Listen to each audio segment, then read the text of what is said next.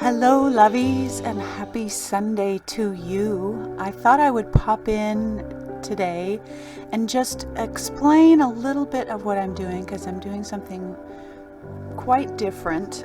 Not essentially right now. As you can see, I'm putting some papers down, and this newspaper is from 1893, and so I've made photocopies of it and put it down. It's just lovely. So what I'm doing today is a little bit of sewing, which it all goes together with the story, which I'll share at the end of the video. But I've just taken some pattern paper that I had in my stash and cut up several layers of it, and I just kind of eyeballed it because I didn't want it to be perfect. I wanted it to have rough edges, and I wanted it to be uneven. So I've got 5 layers, I think, there, and I'm just now trying to find the one that is the most interesting to me to be the top layer. So I've cut all those pieces together, and I have an idea of how big it's going to be. Now, before I sew it together, I want to create the heart that's going to go on top of it.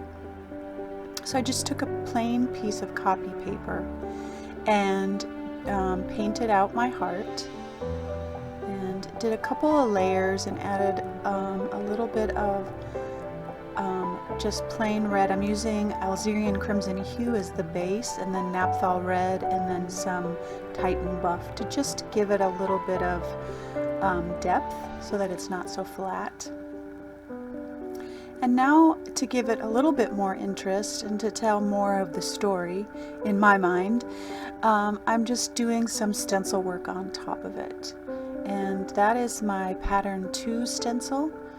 And I used the hearts and the little tiny roses to kind of add some interest to that heart.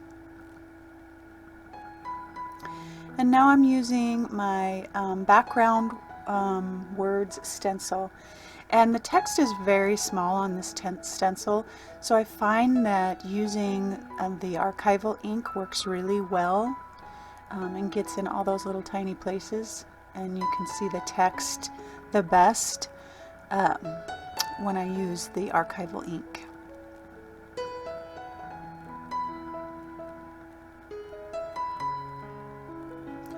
So now that I've stenciled it all out, I'm just going to cut it out so I can get rid of all those rough edges and really make it exactly the size and shape that I want it to be.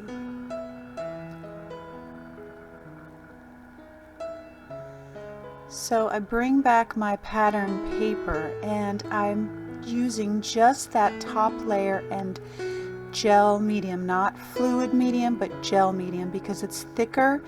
What I want to achieve is to not saturate that so that it wrinkles or anything like that, and I want it to stay as dry as possible. Make sure that your surface is free of any gesso or gel medium, just so that you don't get those tissue papers stuck together, because my objective was to sew them together but still have the layers separate. That's why I put the heart on separate from the rest of the layers, so that that gel medium did not permeate through all of that tissue paper, which it would have. So I'm doing just a simple running stitch and making sure to go up on the corners all the way around, and then down on the corner at the very end there.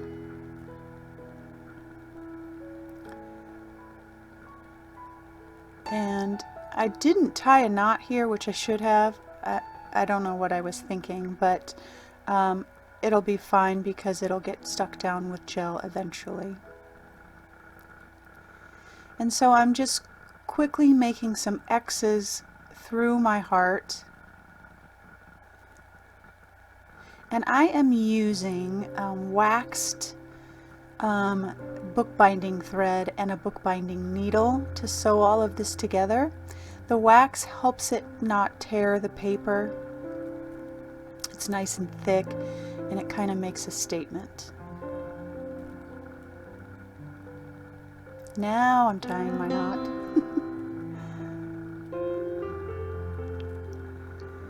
So I've got all of the layers sewn together, and I am now going to put the key on with just a tiny bit of gel medium to kind of hold it in place. And then I'll use the rest of my thread to sew it on.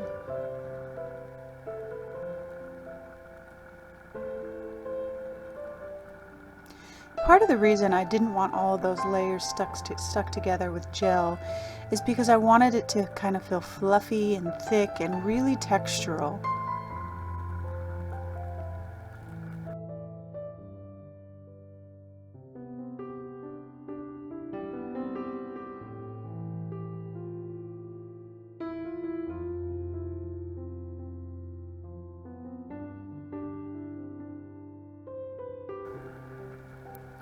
So now I want to just kind of even up the edges a little bit. Not too much, but I'm kind of trying to tear the individual layers so that they're all a little bit different.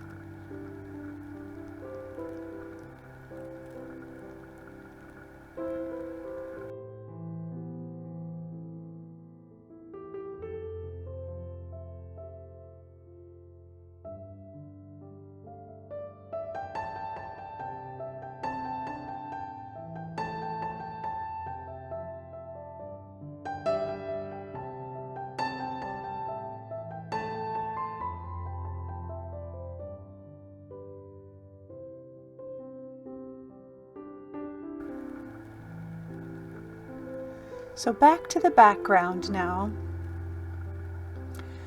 I really want that that vintage paper to show through. So I'm just doing some dry brushing with gesso because it'll look really dry, scratchy, faded, and making sure to keep that word reflect down at the bottom so that it's visible. That word reflect was actually the title of the newspaper. It was the Reflector. So I cut it down and used it because I thought it was appropriate for the story that goes along with this piece. I'm adding some raw umber again and some yellow oxide, just again in a dry brush. And that yellow oxide was really strong, so I really worked at fading that out just a little bit more with a little bit of wet on my paper towel.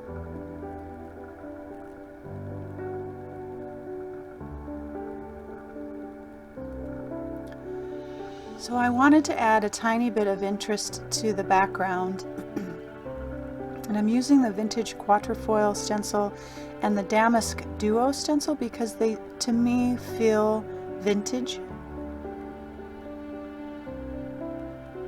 And I'm using fluid acrylic very, very lightly, a very light layer, so that it's still very transparent.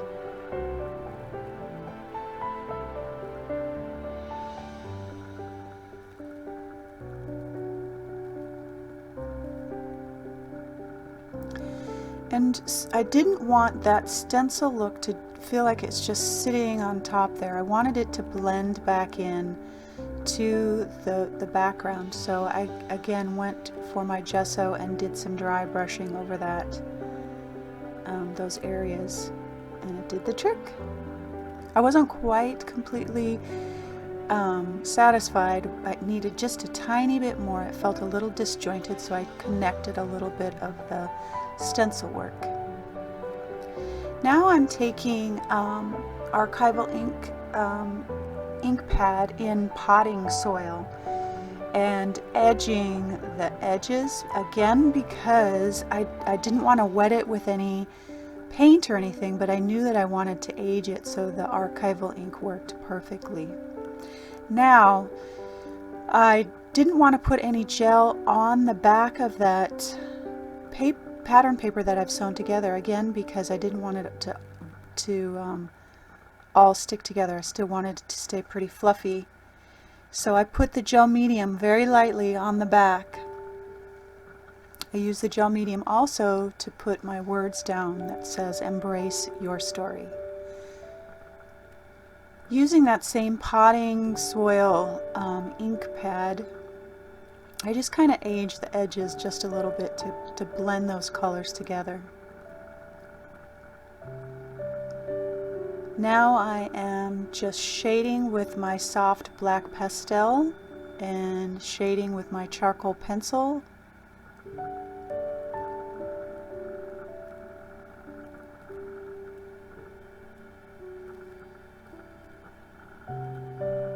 And there you have it. Stick around for what inspired this piece.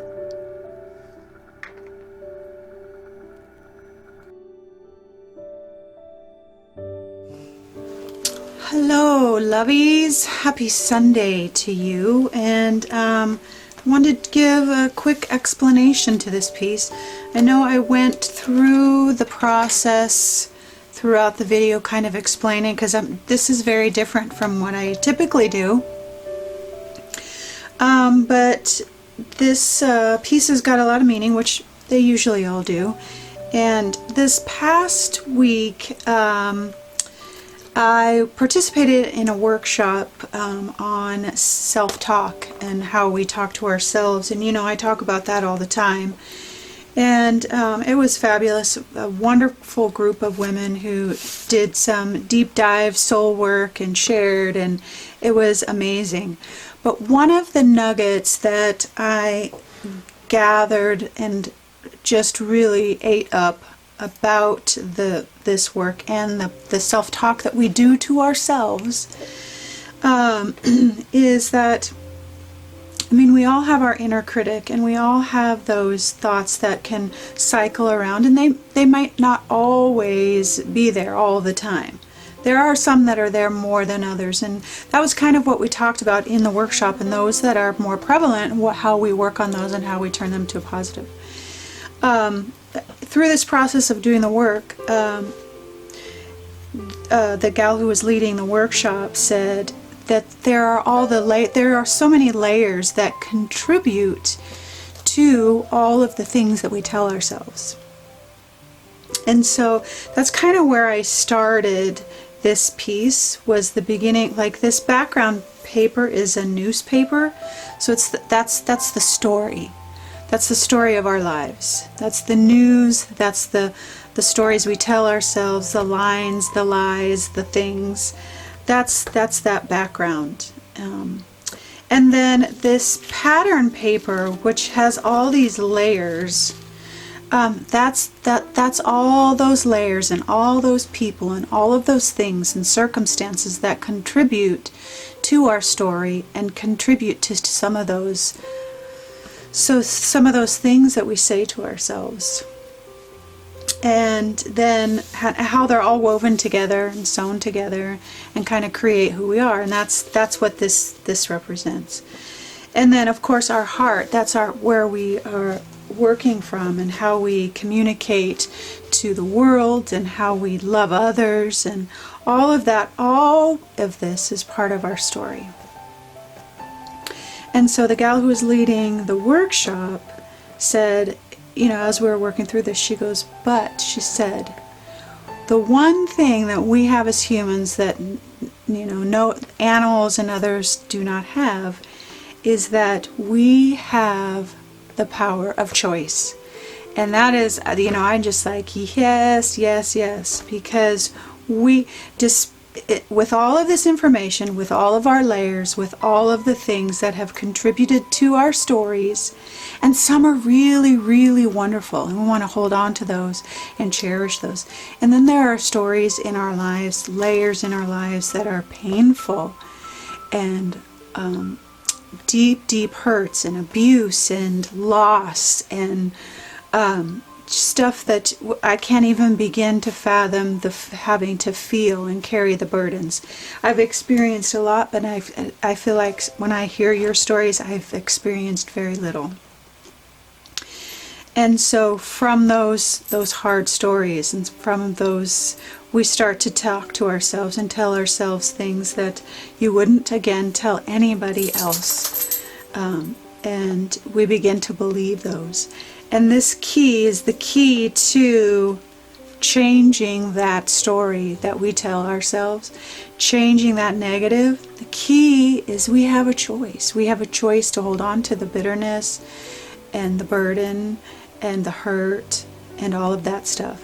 And there's a time that we have to sit with all of those things, all of the good and all of the bad. We sit with those and we think about them and remember them, and we do the work that we need to do to have them build up our story, or we do the work that we have to do to let go and let them not be part of our story anymore.